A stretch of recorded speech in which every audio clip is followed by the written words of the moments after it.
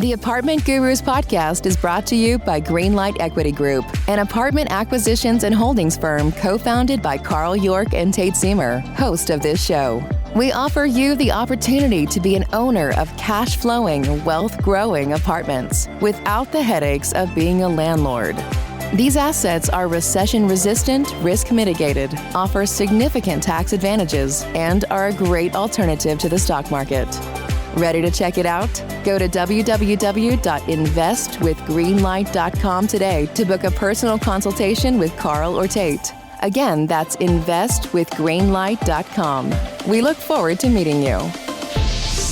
Welcome to The Apartment Gurus, where twice a week, host Tate Siemer brings you deep dive interviews with the wisest gurus in the apartment investing industry. These experts are sure to create game-changing value and inspiration designed to catapult your business to the next level. Be sure to reach out to Tate at www.investwithgreenlight.com for access to his investor portal and Calendly link. And now, here is Tate Siemer and the Apartment Gurus. Welcome, everybody, back to another episode of the Apartment Gurus podcast. And, I just can't say enough what just a humbling privilege it is to do this podcast. And I've said this in different ways before, that just getting to share space with the guests that come on and talk to you guys and talk to me it kind of blows me away, to be quite frank.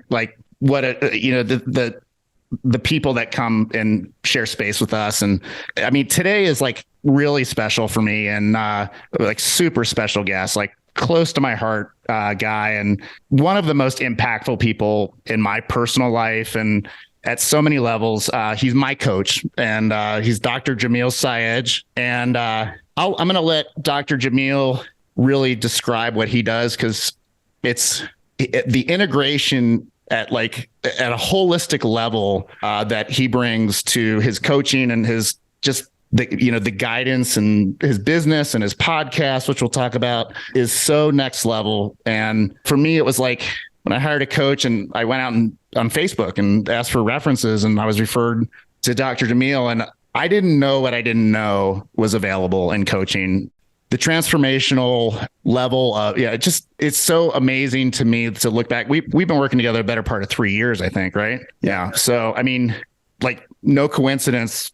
That's the period of time that we've really grown our business, amongst other things. And, but all levels of my life, have been profoundly impacted. And, so I'll say what I think, basically Dr. Jamil, he's a naturopathic doctor. He's a trained energy worker. He's you've been coaching for 25 years, at least 20 years. About 20. Yeah. Yeah. Just so a seasoned, coach that coaches really high level people, in his words, champions, right? High performers that are up to doing big things in life and making living their dream life and making a huge impact. And so the tools that he can bring in the moment to whatever we're working on are it's amazing. It's so,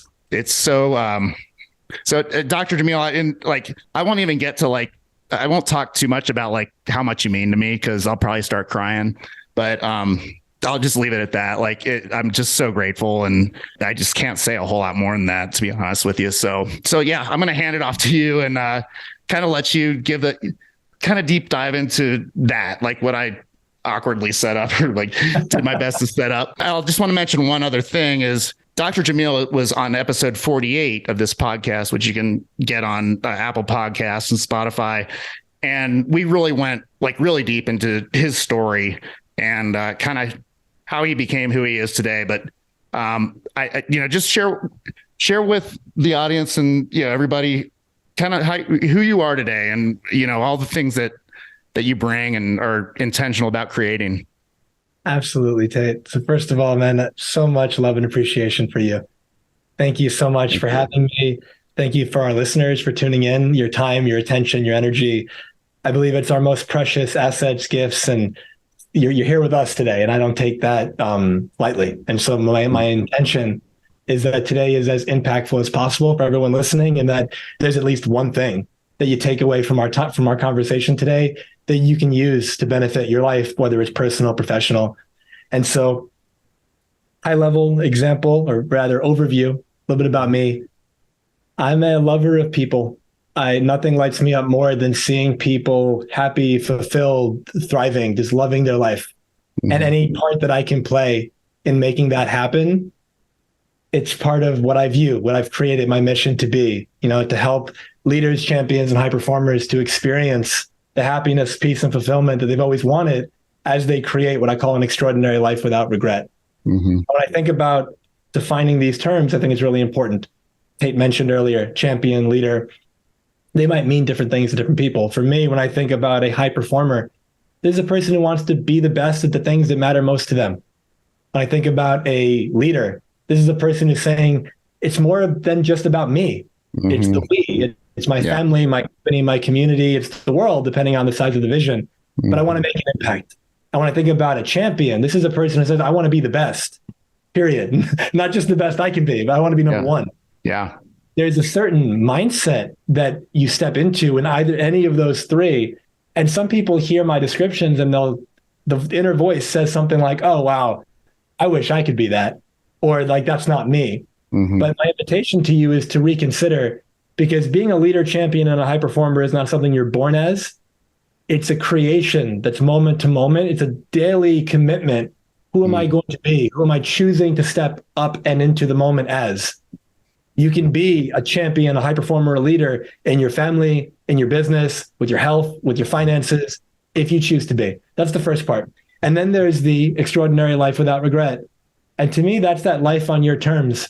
Mm-hmm. I won't reshare my whole story. It's in the other podcast, but the high level short version of it.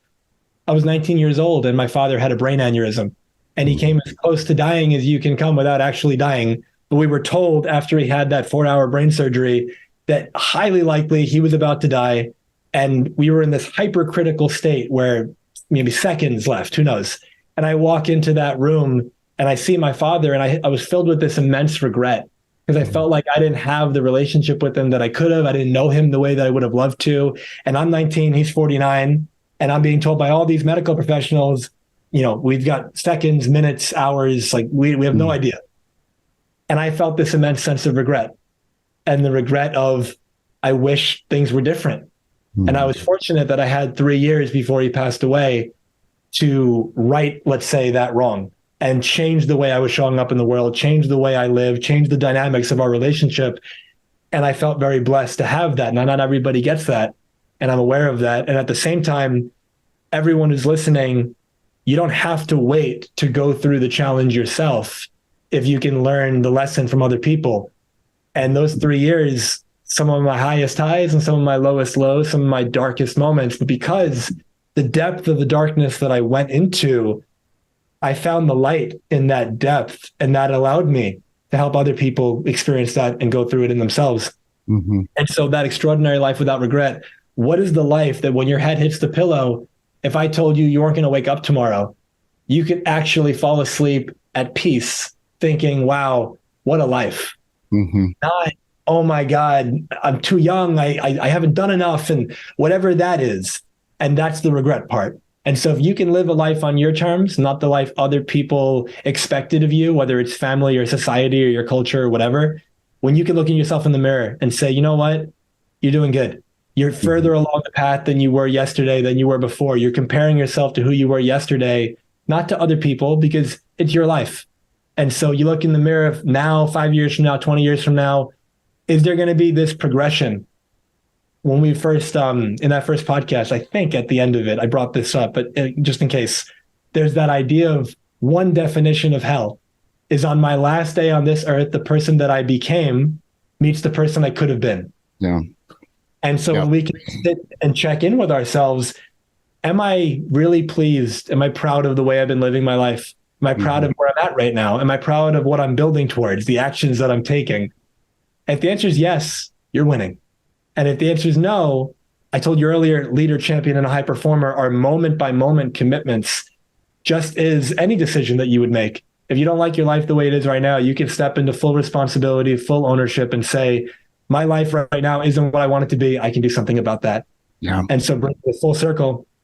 I've been blessed to do this work for about 2 decades now, which has been beautiful.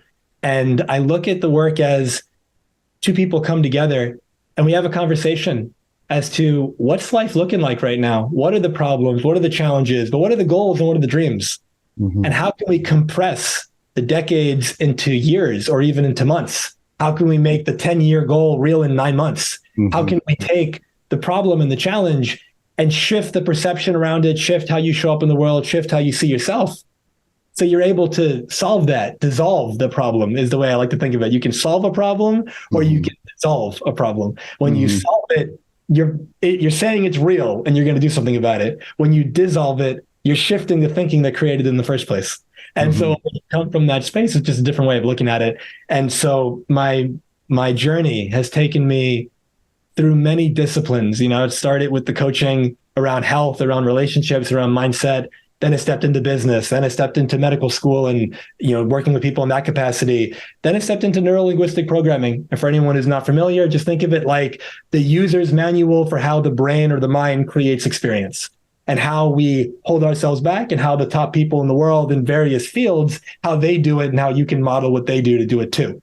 Mm-hmm. And working with people in the world of mental and emotional release work, there's a trauma, there's something that you experienced, you know, at any point in your life. Yeah. That's been holding you back. And typically it's subconscious. There's things your parents taught you about the world, about money, about life. There's things you learned about yourself that 5-year-old you made up, that 40-year-old you is now being held back by, and you have no idea. Mm-hmm. So helping people release that and seeing profound changes in their life.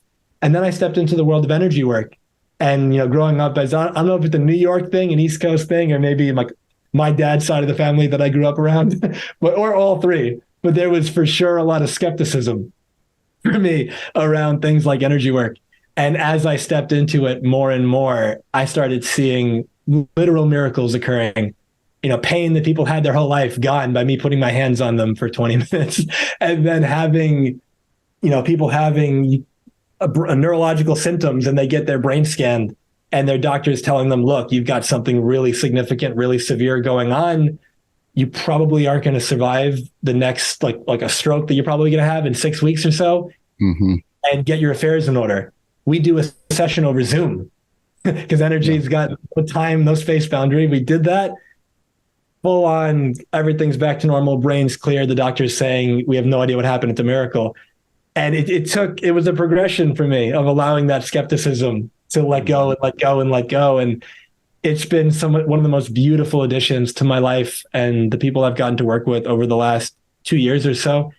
And so right now, bringing it all together, it's ultimately what's everything that I can study, train in, learn, experience that allows me to just help people connect to what I call their true self, who you really are versus who you're pretending to be. I find that we're all, for the most part, wearing a mask.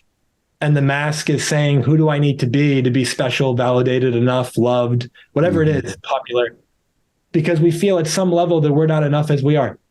And I remember when my dad passed away and I was at his wake, that was one of the aha moments that I'd been playing small and that I was afraid of rejection, what other people thought about me. And because of that, I was dimming my shine. I was robbing the world of who I could be. And I find that most of us do that, whether we're conscious of it or not. If I say, what would be the dream life? What would you be so enthusiastically excited about? And some people are going to say, I don't know, because they just genuinely haven't thought about it. Mm-hmm. And some people would actually come up with an answer. And it's like, well, why aren't you doing that? And then here comes the story. Here comes all the reasons why you can't have what you want. And for the vast majority of people, the vast majority of the time, the only thing between you and where you want to be is a story that you make up about why you can't have it. Mm-hmm.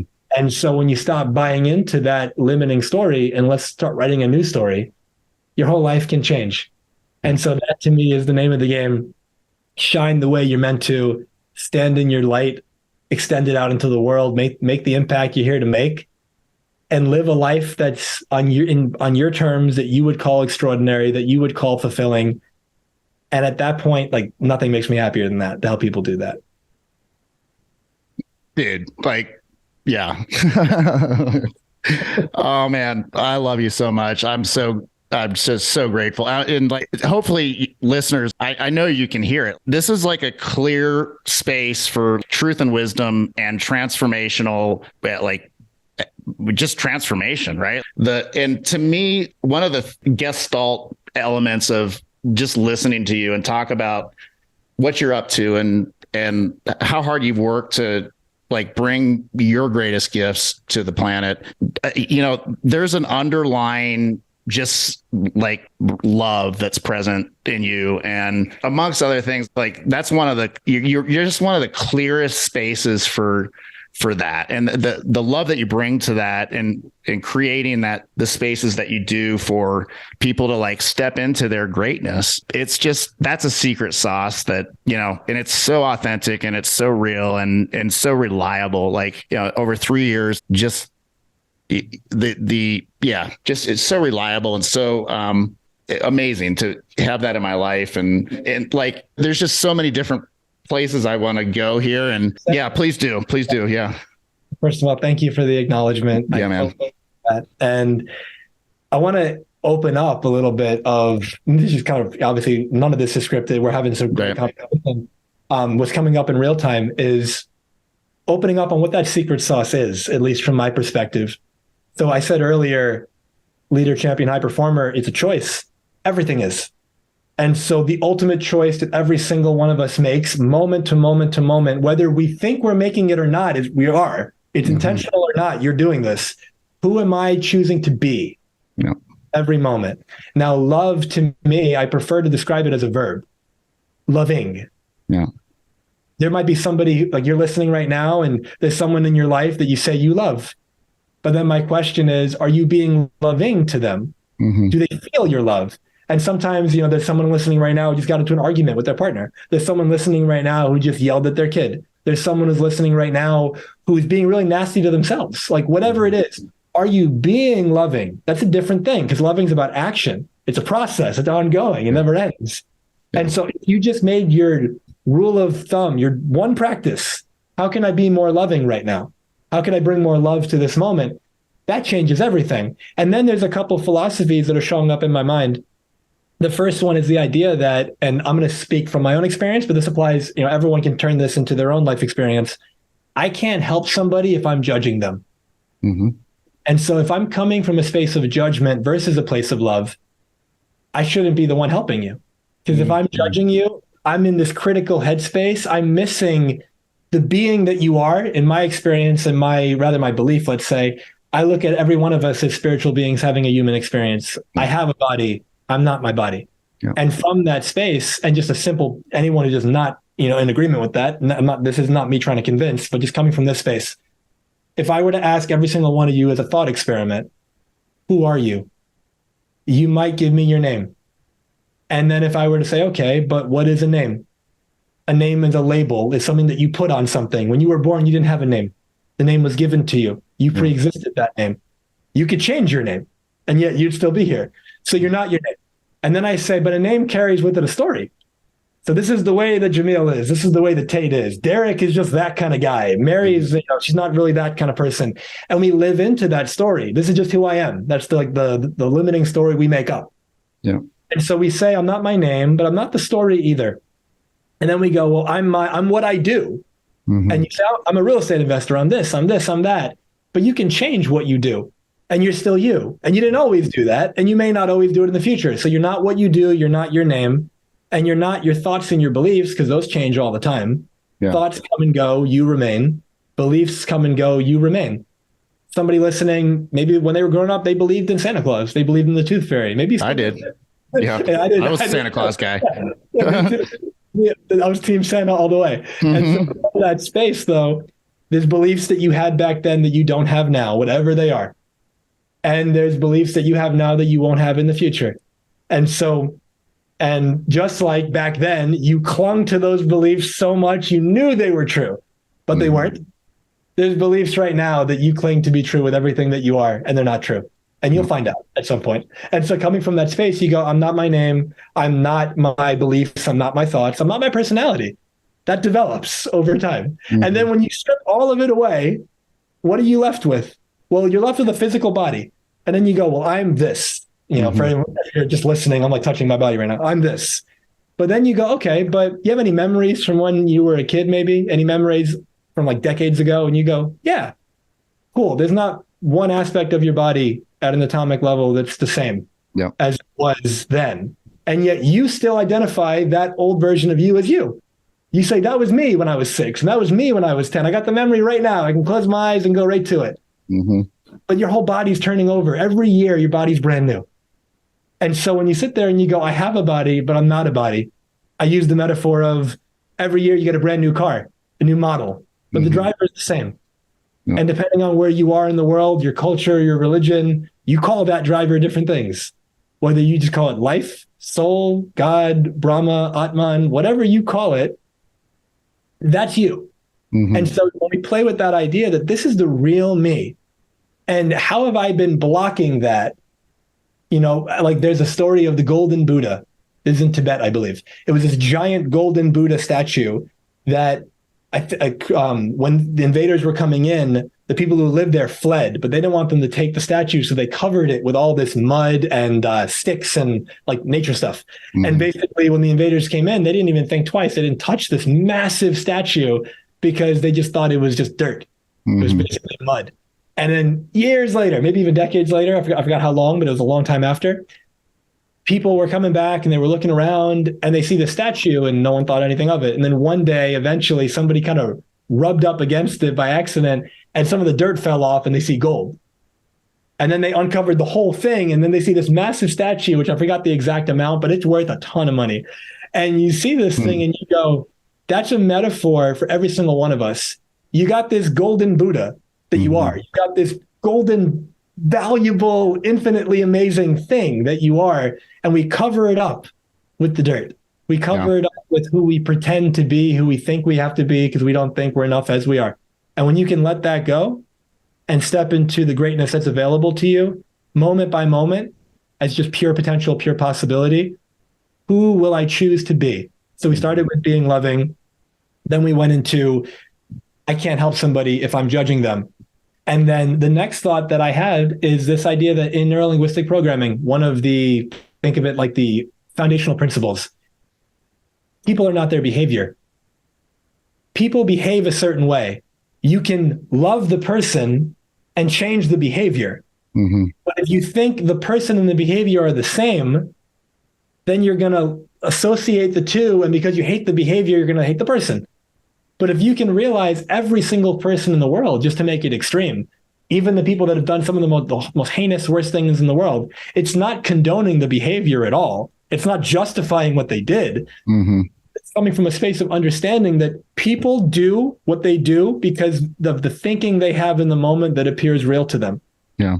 Every time you did something in your life right now that you look back on and you go, oh my God, what was I thinking? Well, why do you say that? Because in the moment, you thought it was a good idea. In the moment, it seemed like the right thing to do. But now you look back and you go, I would never do that now. Well, great. That's the first sign that you've grown. You're not the same version of you were back then. But just like everybody else, that happens too. So then you go, wow, this person right now, like I consider myself more of a spiritual person and not very religious, but there's a quote in the Bible, Jesus on the cross, and he says, Father, forgive them, for they know not what they do. And I think that's such a beautiful expression of what I would call love, because it's coming from a space of, regardless of anyone's religious or spiritual beliefs, just sit in that quote. It's saying, here I am getting killed by these people. And for like, I'm asking what I believe to be my spiritual father, forgive them, because even though they're killing me, I know in their mind, they think this is a good thing. In their mind, they think that I'm the guy in the wrong. And so literally they're doing the best they can with what they've got. And when you know better, you do better. And so when you realize, wow, there's times in my life where I thought I knew what I was doing or talking about, and I behaved in a certain way, and now I have some regret or remorse around that, and I do differently. Well, the person you're judging right now, they're in that point. And in a week, in a month, in a year, in an hour, whatever it is, they're going to have that insight. You know what? I wish I could have taken that back and done differently. So my general philosophy is, let's not judge, because like everyone else, we all go through our down moments. We all go through our moments where it's not our finest hour, where we're not really bringing the best of who we are out to the surface. What if we led with forgiveness? We led with love. We led with understanding. And we came from a space of, people are doing the best they can with the thinking they have in the moment that feels real to them. I'm going to love the person, and I'm going to do what I can to help change the behavior. Yeah. If I can't change the behavior, okay, I'll enforce the boundary and I'll walk away and I won't be around that person anymore. But I can do it with love in my heart. I don't have to do it with any resentment. There's a quote from the Buddha where he says something like, I'm going to paraphrase it. Harboring resentment is like drinking poison and expecting the other person to die. Yeah. It doesn't work that way. And so you holding on to hatred, you not forgiving, you doing anything that you're doing doesn't help you at all. And so everyone who's listening, let's step into that space of love, because it's not something unique to me. It's something that every single person can choose to step into. But like anything else, it's a practice. And whatever you practice, you get good at. If you practice judgment, you get good at judgment. If you practice love, you get good at love. And when you come from that space, you go to the gym, you see someone, let's say, who's way bigger than you are. How'd they get that way? And before you go, steroids, you put that to the side. How'd they get that way? Yeah. Consistent workouts. How'd they get that way? They eat the right amount of food for their body. They're doing what they got to do to build. Yeah. You can judge them for it, or you can say, oh, wow, okay. They've worked on those muscles more than I have. And now, do you want to get better? And then if you want to get better, last point, I'll throw it back to you. There's a fun little story. One of my mentors shared this with me. He has a son, and his son was playing baseball, and his son was really not good at it. And so his son says to him, I'm going to quit. And he says it to both the parents. And the son's probably like 8 or 9 or something. And they go, why do you want to quit, buddy? And he goes, because I suck at baseball. And then he's a coach. And so the mom looks at him like, well, this one's on you. And he says, not what you would think. He doesn't say, no, you don't. You're great. That's not coaching. That's just like rah-rah. He says to the kid, yeah, you do. But here's the question. Do you want to get better? Yeah. And the son just like has this aha moment of he genuinely didn't realize in the moment that was a choice. Well, wait, I can get better? Yeah. He's like, this is what we'll do. Every single day, you and I are going to throw the ball like 50 times. You're going to bat 50 times. And then you'll be in the outfield and I'll hit balls to you 50 times. If after 1 month you still want to quit, you can quit. After a month, he was the best player on the team. Nice. And so it's like, are you willing to put the practice in? The time's going to pass anyway. You're alive right now. If you're not happy with any aspect of your life, let's do something about it. And however small the action, it compounds over time. Yeah. Yeah. Yeah. I mean, so to me, there's a couple things. I want to bring this back to talking about being an entrepreneur and a leader and a business owner and creator, and because there's so much access to power here. But I studied psychology in college and have done decades now of work, personal development work at pretty much every vehicle that I could get my hands on. And one of the things that I see, and you and I haven't really talked about this in these terms, but like about 8 years ago, and this is, kind of getting personal, basically from college, early college to 8 years ago, which was a long time in my world, 25 years plus, I had a fair amount of anxiety and depression. It was something and it was like at times debilitating and very, very disruptive. And amongst other things, it felt horrible. And I think the one natural gift that I maybe brought to the table was just like this, I just didn't stop working, right? And things wouldn't get better and I'd try something else or I'd double down on what I was already doing, whether that's therapy or, spiritual work or, yoga. I was 13 years practiced Bikram yoga, and that was huge and it is related to this. But long story short, about 8 years ago, first of all, I had probably the worst ever experience of all that. Came to a head. It was like my dark night of the soul. And there were other dark nights of the soul. This was it. This was rock bottom. And it's not like there was anything wrong with my life. I had a successful business, great friends. On the exterior, there wasn't crisis. There wasn't a crisis going on, right? And it was just lack of wellness. And so I just multi-pronged approach this thing and got all the help I could from everywhere I could, including working with a spiritual shaman and doing some pretty out there sort of therapies, past life regression stuff. But I did some work on a really practical level, setting boundaries with key people in my life that needed to be set. And dude, things just fell into place. And to me, it was the core, what really, like, to me, what I look at is like really making the difference here. And there were so many aspects of it, nutritional, all that stuff, medication, all that stuff. But like, I finally decided that no matter how bad it hurt or like how dark it got, I was going to sit with my shadow, like in Carl Jung's paradigm, like, and sit with the darkness and like, and feel the pain and feel like the how scary it is to be in that place, amongst other things. And I wasn't going to leave. Right. I decided consciously to stay with that. And it's like something shifted, like, and I look at it as like the healing of my life, you know, and that's not to, I mean, that's not to say that there haven't been like challenges. There have been challenges, especially like, you know, some business transitions and some challenging deals. And in fact, like the level of inner peace and wellness that I had access to after that healing that I feel like I went through, it was like those breakdowns in business and in other places, like they were just like, okay. And I knew I just had this sense of faith. Like it wasn't like faith. It was like a knowing that things as dark as they seemed at the time in the business or other places, like I just knew that it was going to work out. Like there wasn't a doubt in my mind that because I was well, right? Like I had a sense of emotional wellness and that I didn't have before for my whole life. And so in basically the way I describe like the last 8 years is there's just like this sense of quietness inside, and there's a sense of unconditional peace that I have access to. And there's a sense of like alignment with who I am. I don't ever think negative thoughts about myself anymore, or I certainly don't ever speak them. I never make self-deprecating jokes or in any form or fashion. And amongst other things, like I'm committed to basically I have a boundary around toxicity in my life, and whether it's my own or, you know, and we're never done working. Right. And I'm not saying I'm done growing and learning, and, you know, I'm still investing heavily in my personal development, but it's different now. It's like, it's not about fixing anything anymore.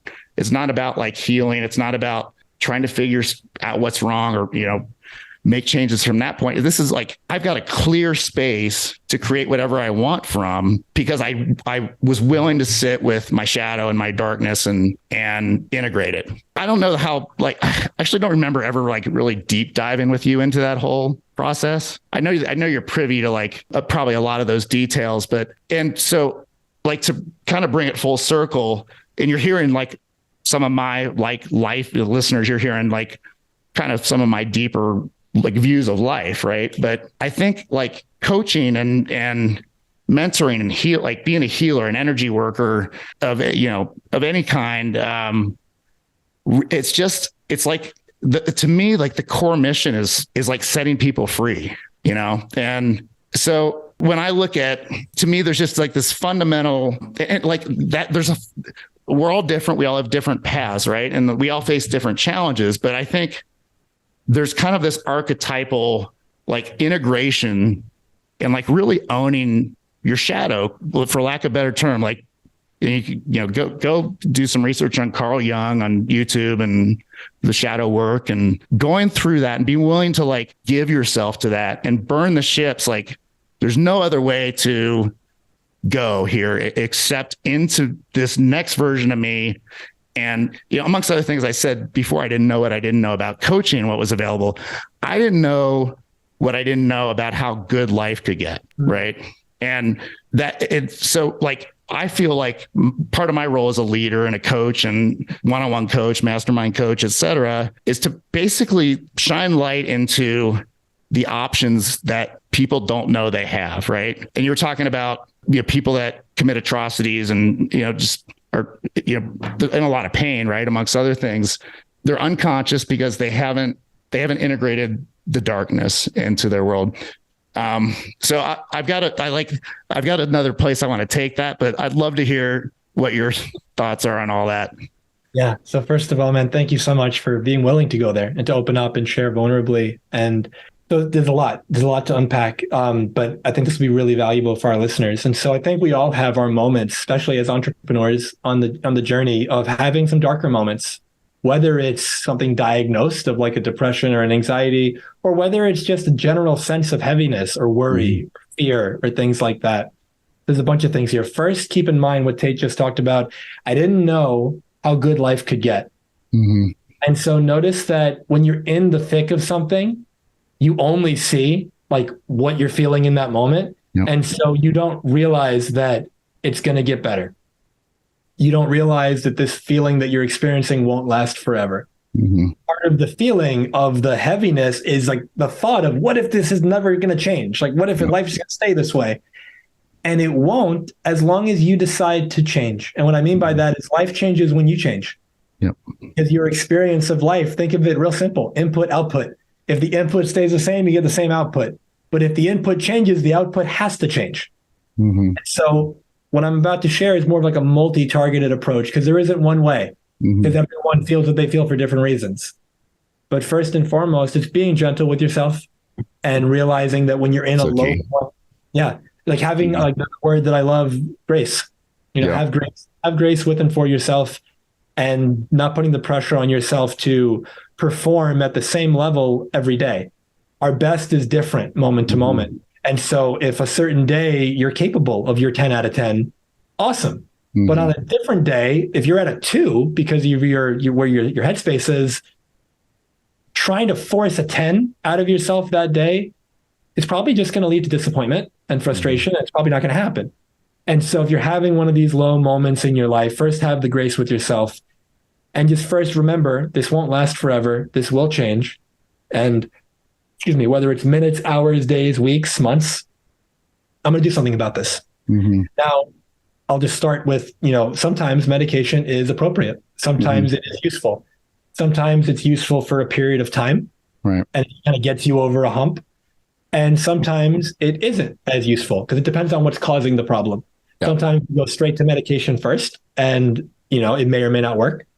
And sometimes we use it as a last resort. Yeah. I mean, just sorry to interrupt. Fast forward. It's not going to work. It'll work in how it's designed to work, but it's not going to do your healing and your work for you. Right. Like it's not going to make a conscious choice for you to step up and just stare whatever it is you're dealing with in the face and not numb yourself out and work through what there is to work through.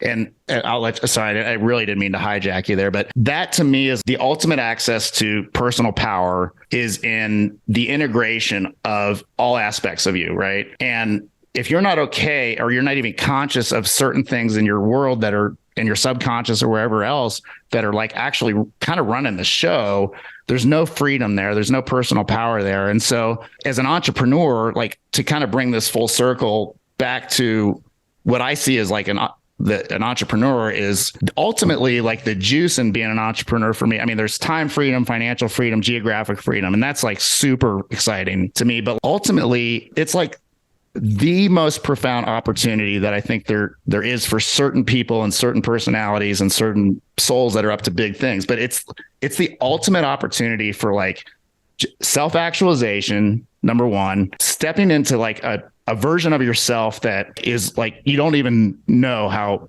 powerful and good you can be and how meaningful life can be and what an impact you can make, and getting to be the highest and best version of yourself. Right. But if there's to me, like, just in my path, there's, and this will like resonate with some listeners and not with others. Chances are there's a hang up, and I still got hang ups that there's still like subconscious things that are pulling some strings in my life that I'm working on. So to me, there's this core level work that an entrepreneur, if somebody wants to go big, like with their business or any other place in life, it's all, to me, it's like all about integrating, right? And part of that is integrating the shadow and owning like full responsibility for who you are.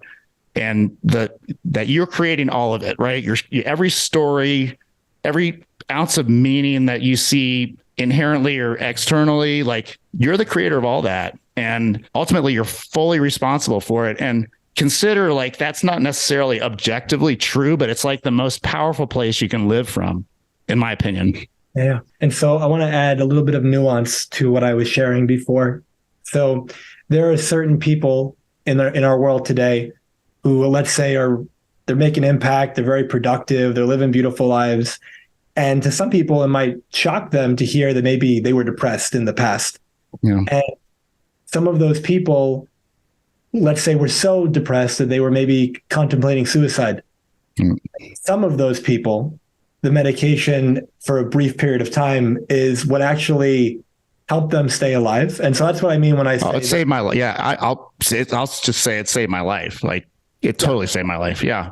Yeah. So with that in mind, sometimes pharmaceuticals very useful. I'm not personally a fan of being on them forever, because I think that, like Tate addressed, if that isn't getting to the cause of what's going on, right, they can be very useful in the short term if it's bad enough. Now, if it's not that bad, then it's like, okay, well, what else can I do? And it's, well, first, let's address some of the basics.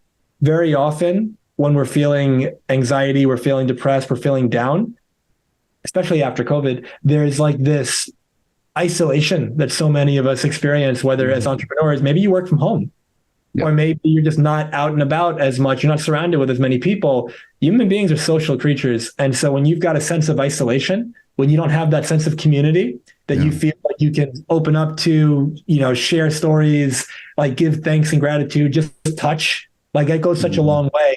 And so are you isolating maybe more than you probably should? And from that space, how can you correct that? How can you be more social again? That can go a long way. Then you think about the food. Very often the food that we're eating, depending on the health of our gut, and this is like obviously a way deeper, nuanced conversation, but if you're eating foods that are increasing inflammation in your body, you can increase inflammation in your brain. And that's depression right there. Yeah. They have studies that show that if you give someone who's depressed anti-inflammatory medication, their depression symptoms get better. Yep. And so from that space, it's like, okay, how can I decrease inflammation? Diet's one way. Yeah. And so you think about diet, you think about community, you think about where's your headspace and your focus most of the time. And I say this with so much love and respect for our listeners, because I don't know your stories. I don't know where you're at right now. And so please hear what I'm about to say with the openness that it could be true. Mm-hmm. Very often when we're in a space of depression, we're focusing on ourselves. Mm-hmm. We're focusing on all the things that we're not getting and why life isn't going the way we want it to go, and all the things that are wrong, broken, dysfunctional, etc. Yeah, it's victim mode. It naturally lends. Yeah. But what we're not doing in those moments is focusing on how can I contribute to other people and make their life better. Mm-hmm. Because at the end of the day, not only is that how you make money, but that's also how you shift your emotional state, where you feel so much better about yourself and about life. Mm-hmm. If you can look for somebody who's suffering maybe the same way, worse than you are, maybe they're in a different headspace, maybe they're homeless, maybe they got this, maybe they got that, whatever it is. Mm-hmm. If you can make anybody's life a little bit easier, the ROI on that is absolutely incredible. So just bringing it all together, just a couple quick kind of hacks for it. Before we think about shadow work and all the deeper stuff, all right, am I at a point right now where I'm seriously considering checking out? If I am, might be useful to see somebody about that and get on some medication for the short term so you don't feel that way anymore. Now, if you're not that deep, then you can go this route. And then if you are on the medication, you can still go this route and then wean off the medication with the doctor. Help. But we've got, am I hydrated? Am I eating food that actually is supporting the health of my body? Exercise. Huge. Which is different for everybody. Exercise has been shown to be as effective as Prozac. And so you can sit there and say, okay, am I actually getting my heart rate up? Am I getting sun exposure? Huge for that. Huge. Sun exposure is magical. And nobody really talks. I mean, some people do, but that's kind of not in the mainstream. Sun exposure in the morning is money. Yeah. Sun exposure, especially morning, and throughout the day though, but sun exposure, exercise, community, touch. Am I exposing myself to something that allows, some joy and some laughter? Do I have a clear goal that I'm working towards? Because if I am, I will start to notice progress. And as I notice progress, there's a sense of excitement that builds up. If I don't have that clear goal and I'm kind of aimless, then it turns into kind of like a what's the point kind of thing. No. So when you can bring it all together, and then you shift into focusing on other people versus just focusing on yourself. What can I give versus what am I not getting? Mm-hmm. And when you bring all that together, it changes your life in a powerful way. And then also think about this. I brought up the mask earlier. If you're feeling heaviness, you're feeling depression, sadness, anxiety on a consistent basis, it's different if it's like every now and then. That's called being human. Yeah. But if it's like predominantly like your life, are you wearing a mask where you're not actually living the life that you know you should be living? So a simple question that everyone can ask themselves, am I being the me that I believe I should be being? Yeah. And if the answer is no, then it's like, why am I doing what I'm doing? What's been driving this behavior? Who am I trying to please? Mm-hmm. Whose approval am I trying to get? And sometimes, not every time, but sometimes that's the answer. Like you're depressed because your spirit is suffocating. Your spirit's like yelling at you, hey, we're supposed to go that way. And you're continuing to go the opposite direction out of fear, out of whatever you think it might be. But if you can first and foremost check in, am I taking care of myself? Am I sleeping? That's a big one too. If I'm underslept, all those, what you might call negative or unserving or depleting emotions, they amplify in your life. So think about the basics. This isn't like rocket science. It's really simple stuff that most people don't do.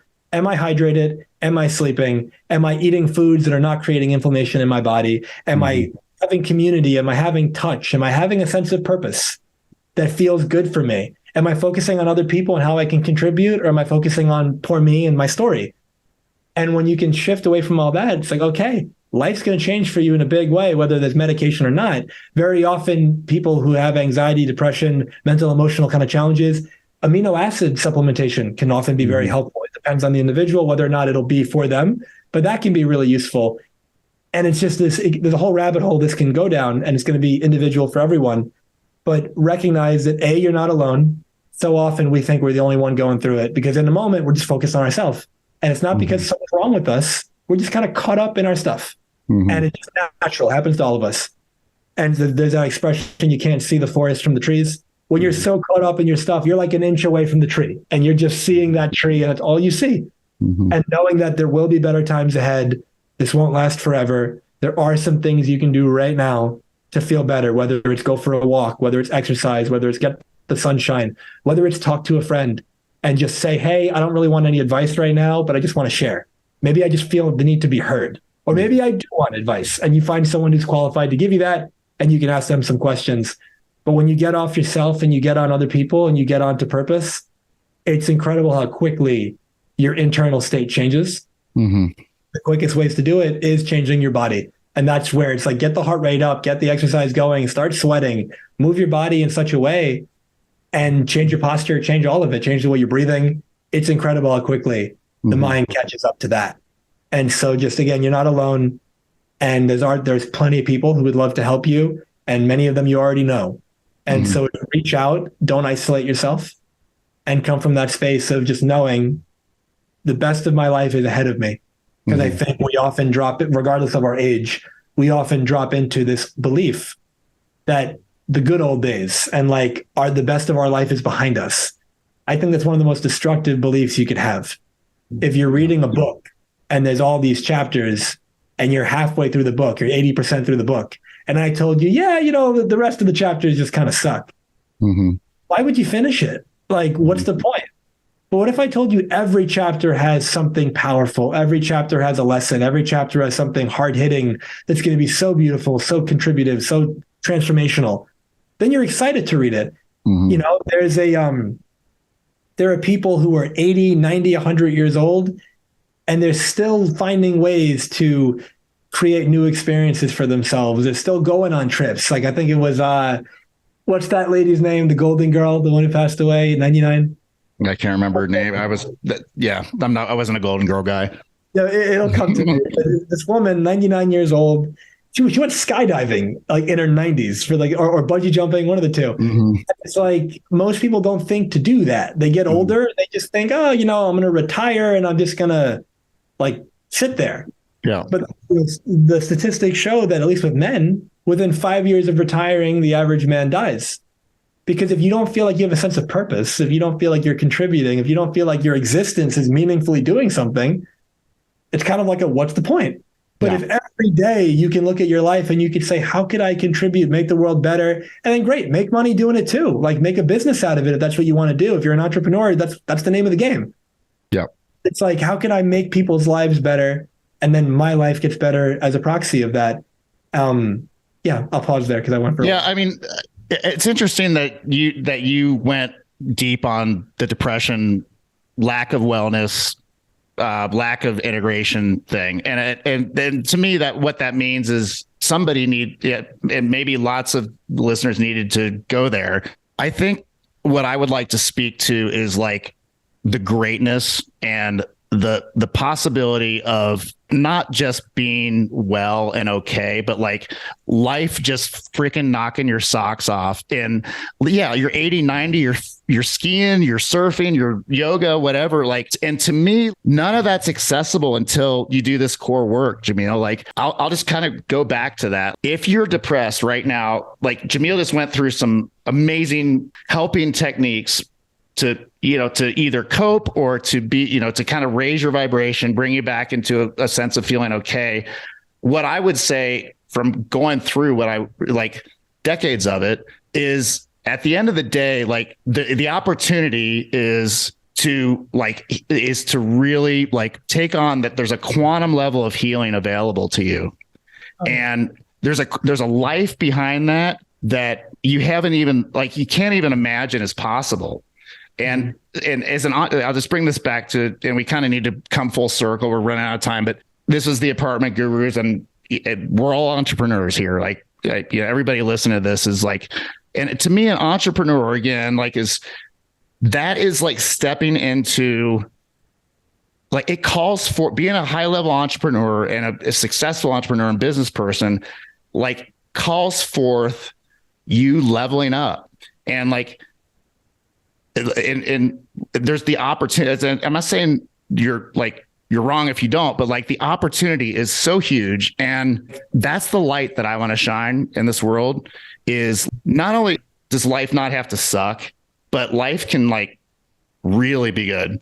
And to me, the entrepreneurial venture, if you can bring a level of like, to bring it full circle back to the presence of love, generating in the moment, being loving.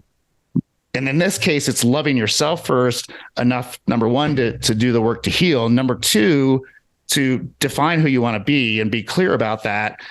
And then you naturally love your work at that point. You love whatever you're doing at that point and whoever you're doing it with. And there's so much power there, like that you didn't have access to before, to be the creator of your network, your business, your culture, in business, right? Like, hundreds and hundreds of millions of dollars worth of real estate, commercial real estate, which is what we talk about here. Like so like, I just think that I'm just so excited about this message that I had no idea that this was available to me. And of course, like, I didn't know even like after I went through some of the things I went through and like, the quote unquote healing that I went through, like it's taken me 8 years to like develop who I am now, which is like somebody that is here to anybody that wants to join me. And in this case, in real estate, like I'm like all about like giving people access to their greatness and their power. And by power, I mean like the ability to like, number one, step away from any story that's not serving you and be self-determining of like every aspect of your life, and just creating like, I really like try to get my coaching clients to think about what if life were like really, really good? What does that look like? Because we so seldom, especially if there's a lack of wellness and depression, that sort of thing, from there, you can't even begin to see it. But even if there's not depression, we sometimes don't even think to like dream at that level, Something that's really important. It's beautiful to kind of bring it full circle with this. I think that if we think of it like on a scale of 1 to 10, every one of our listeners are at a different point on that scale. Mm-hmm. And I think there's various practices, or there's that expression, best practices, right? Like, what are the best practices? Well, it depends on where you're at. If somebody's in that 1 to 3 range on that in their mental emotional health right now, yeah, some of the things I was sharing as it relates to how do we get you from like terrible to neutral? How do we get you from terrible, like life sucks, to okay, like I feel decent? Or I don't even care. Like even just to move into apathy is a positive step in the right direction. Yeah, I'm with you on this. Because from that space, it's difficult in my experience if somebody is at a 1 to get them to a 10 in one step. Totally. But if we were to say, all right, so there's some people listening that are in that 1 to 3, let's say, range. So you do the foundation, like they're called the fundamentals for a reason, right? So we do the fundamentals of health. And now you're at a point where, okay, I'm actually pretty good today. I feel better than I felt in a long time. And maybe I'm like a 4 or a 5. And then from that place, it's like, okay, what would be great? Like, what would be a life that you would love? What's life look like the next step better than it is now? What would be a goal? What would be a contribution that would be really exciting? And then maybe we said earlier, you do what you do because of the thinking that you have in the moment that feels real to you. So when you're at a level 1, you're not thinking like a level 10. No. And so at level 1, you're never going to be able to do the level 10 stuff because you don't see life that way. But at level 4, the possibilities just aren't even there at level 1. Yeah, exactly. Yeah. And then for our listeners that are in that 4, 5, 6 range, now it's like, okay, I am so much more than I think I am. And there's a level of greatness that's available to me as a possibility. But like the whole champion high performer thing, it's a choice that I make moment to moment. And if I have grace with myself in the moments where I don't choose that, it's like you fell off the horse, you get back on. Yeah. If you fall off the horse and you just sit on the ground and complain about it, you're sitting there, the horse is sitting there, you're not making any progress. But if you get back on, now at least you're moving forward on the path and you can learn, what was it about that made me fall? And that's an idea of the shadow work and the integration work. And what can we do to release the mental and emotional baggages and the traumas and the beliefs that you have about yourself that don't serve you? And that to me is like anywhere from like 4 to 7. And then when you get to that 8, 9, 10, now it's like subtle tweaks. Now it's like you want the coaching, you want the support because you're going, I'm already like winning and I am going to get where I'm going. Yeah. But I want to see the things I'm not seeing about myself and about the situation because they're just too close to me. I want to optimize. I want to make certain tweaks that actually are the small things that make the massive difference. And so I think that I'm glad that our conversation went this way because some people that are already at 8, 9, 10, 7, hearing about sleep and nutrition and stuff like that, they might have already have that like down pat and they're going, I know this stuff. But there's somebody else that's going, oh my God, like something actionable. I can do that because like they need something to help them like right now. Yeah. And so I think that at the end of the day, it's look at that scale that I'm making up, like 1 to 10. Where am I right now? If I'm in the midpoint and up, let's focus on who do I want to be and the actions I can take and serving other people and focusing on like the tweaking and the optimization and the shadow work and the release work. Yeah. But if I'm in like the low point, 1 to 5, now it's like, okay, I need to get my own space right now. It's like there's that expression. I think I heard it from Jordan Peterson, but he didn't make it up. But it's like, take care of your own house first. Clean up your own house. Make sure it's in order.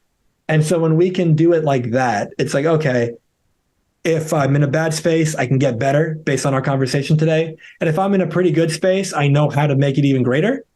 And if I'm in a great space, then I know I'm probably doing exactly what I need to be doing. And now it's just reiteration of more of the same, which is a good thing because it reinforces what got you to where you're at. Yeah. Usually it's going to keep supporting you. And there's that expression, what got you here won't get you there. And so you might be a 9 right now. And to get to a 10, you might need some additional support because if you could be a 10, you would be. And I love the David Goggins thing about like when you think you're at your max, you're really at probably 40%. Yeah. And so I would consider like if you take an honest look at yourself and you're like, yeah, I'm a 9 or I'm a 10. Like, okay, so from there, how good can life get? Maybe you're at a 4 and you think you're at a 10, or maybe you're at a 10, right?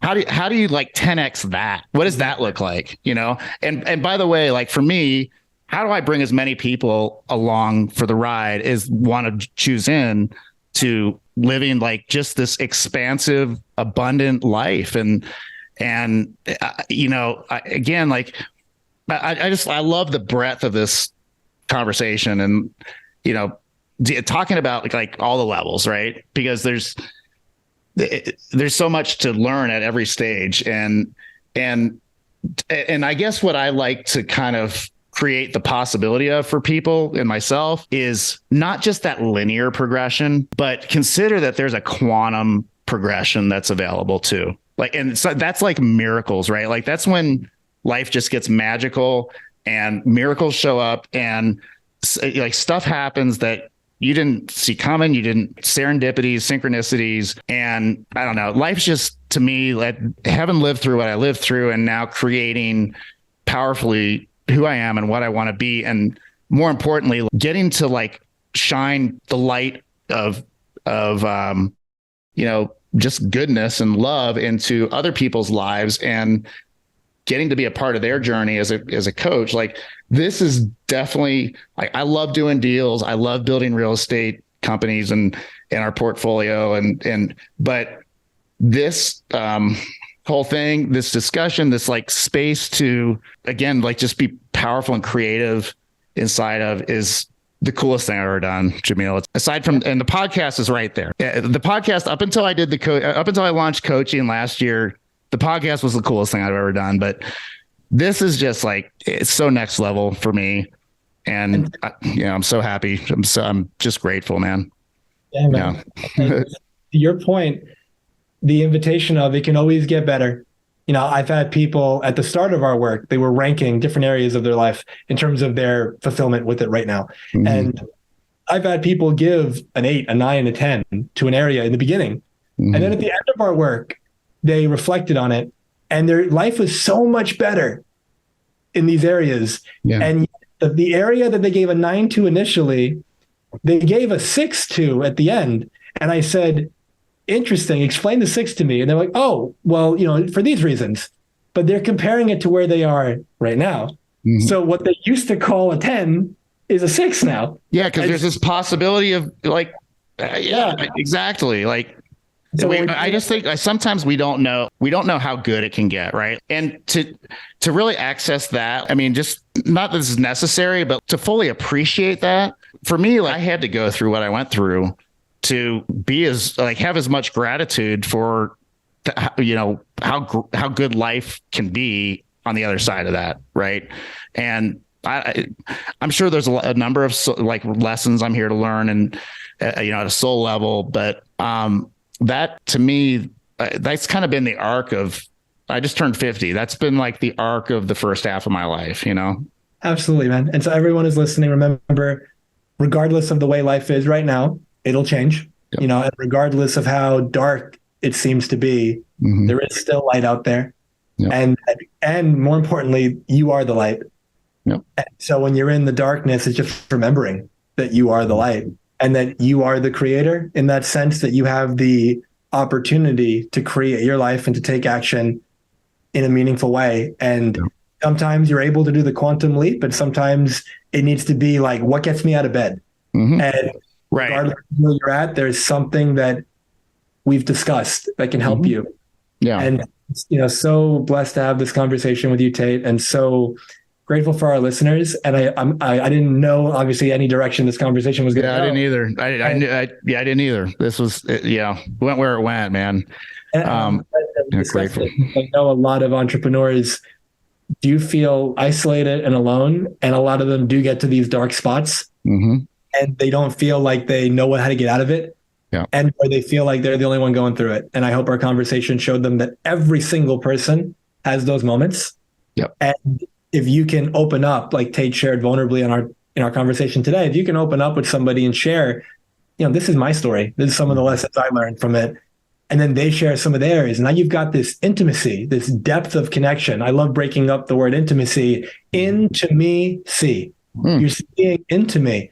Yeah. And when you see into somebody else, there's a level of connection that's created that not only is beautifully human, but it's beautifully healing.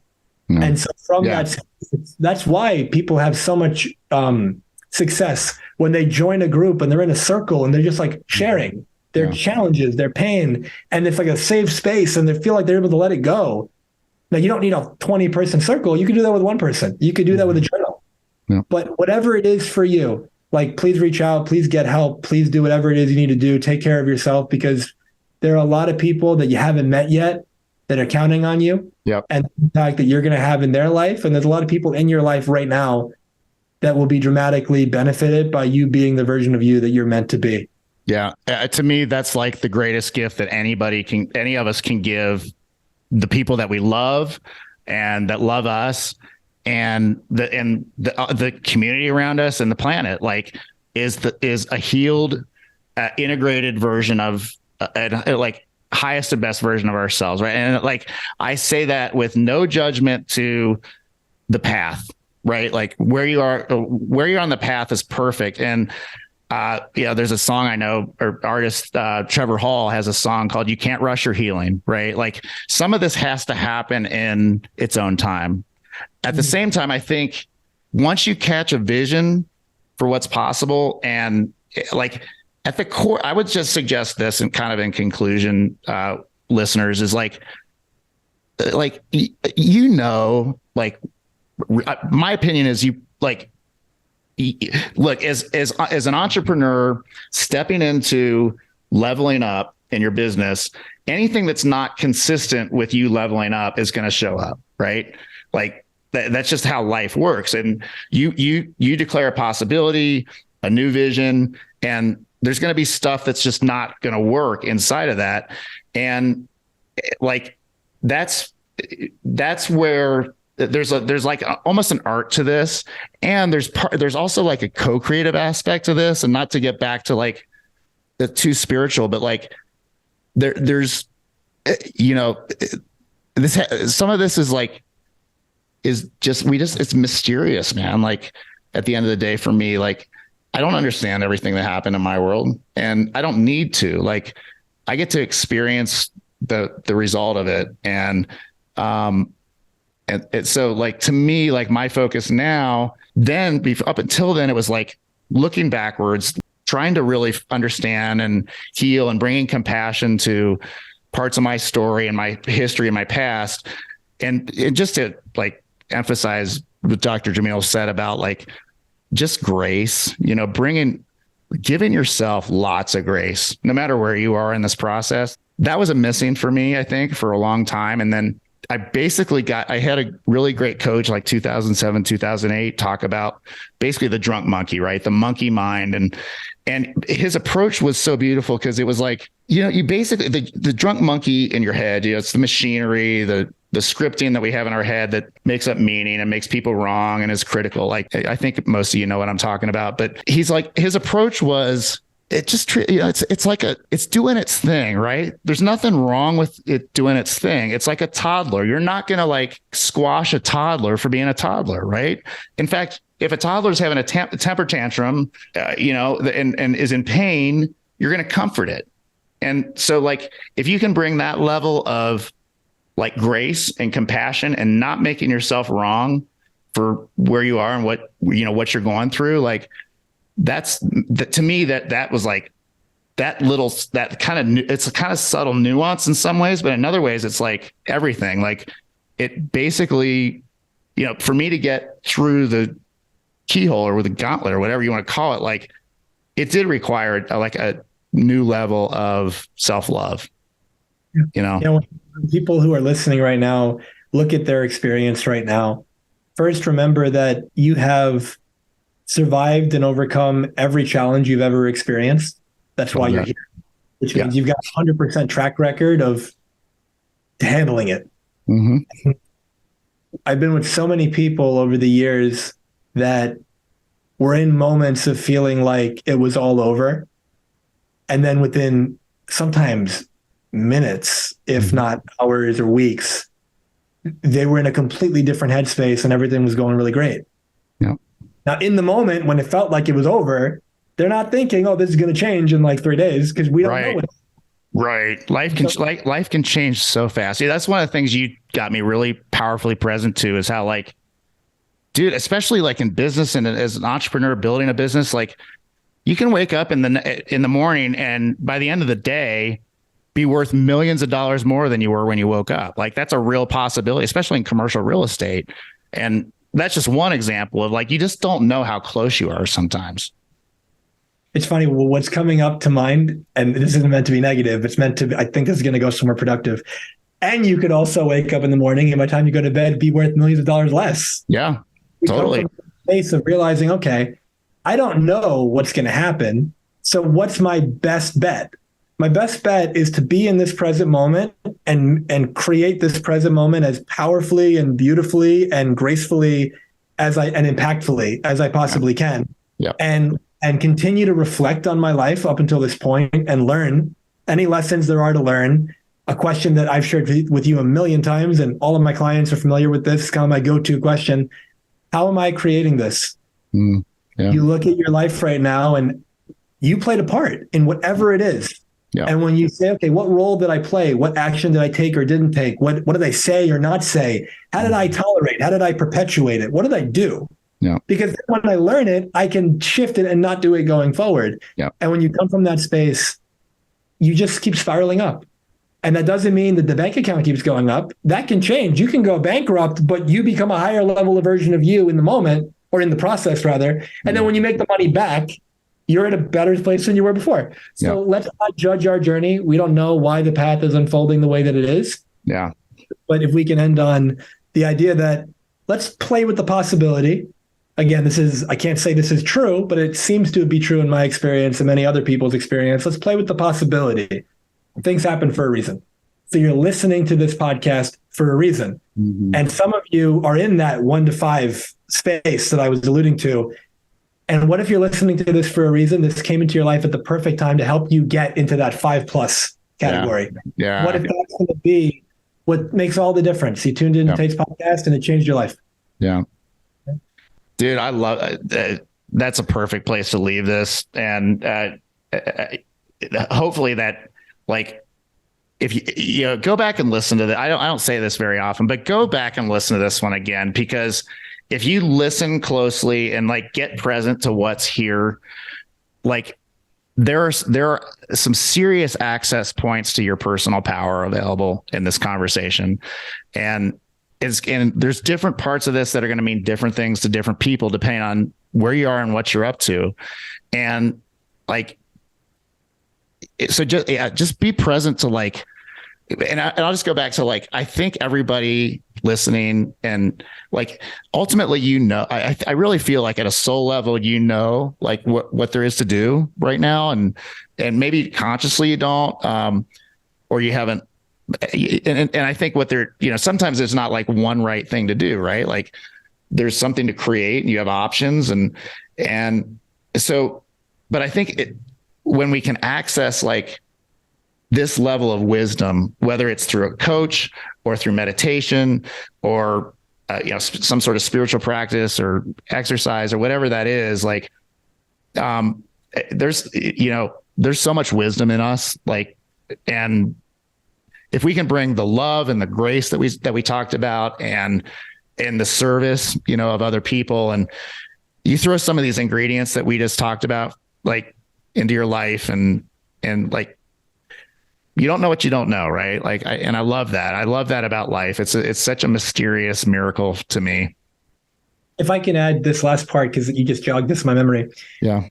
Sometimes when we're in that lower headspace, we're in that 1 to 3, 1 to 4 range, solutions present themselves and we buy into the story that won't work for me, or we buy into the story that I've tried that before. Yeah. And my loving rebuttal to that is, it's not that it didn't work. It's the way that you did it didn't work. Yep. Because it works for everybody. And so if it's not, you're not the exception. You're not the person that exercise doesn't help. You're not the person that being hydrated and eating good food doesn't help. You're not the person that wouldn't benefit from some more sleep and some more purpose and touch and communication and connection and all that and contribution. And so when you come from that space of take it as a challenge for 30, 60, 90 days, go through this podcast and apply everything we talked about and see if your life doesn't improve. And I would imagine that there's no way that it wouldn't. Yeah. Awesome. Dude, I love this. Like you and I, we've worked hours, hundreds probably at this point of hours, certainly many, many dozens of hours together. And this to me is like this was a brand new sort of experience between us, to be honest. Like, and I'm just super grateful. And, it's exciting to me to get to share your light with my listeners, and, anybody that finds their way to this podcast and this YouTube video, like, that is a thrill. Like, it's just awesome. So, dude, amazing stuff. So what's the best way for listeners to reach you? First of all, tell them about the name of the podcast and just a quick way to reach you. Sure. So the podcast is called Transformation Starts Today. It's been a really beautiful experience to create that. I'm sure people will enjoy it. There's some wonderful conversations that have been had on the podcast. If anyone is interested in looking at content, I've been putting out content since 2015, 2014. So there's almost 1,000 pieces of content at this point. Short videos, blogs, quotes, whatever it is, that's designed to just give you an impactful shift in 2-3 minutes or less. And so I think that can be really useful for people. And if anyone's interested in having a conversation, if there's a situation you're going through or a goal or a dream, like I said, you want to compress it instead of 5-10 years, you want to get it in a couple months to a year or two. Let's partner up. Let's make it happen. And you can have that conversation at jamilsayegh.com. It's JAMILSAYEGH.com. I'll give Tate the link and schedule the call there. And that's it for me. But I also want to just share my acknowledgement first to you, Tate, first for having me on the show again. It's so beautiful to see that, I got to be episode, I think it's at 48 or in the 40s. Yeah.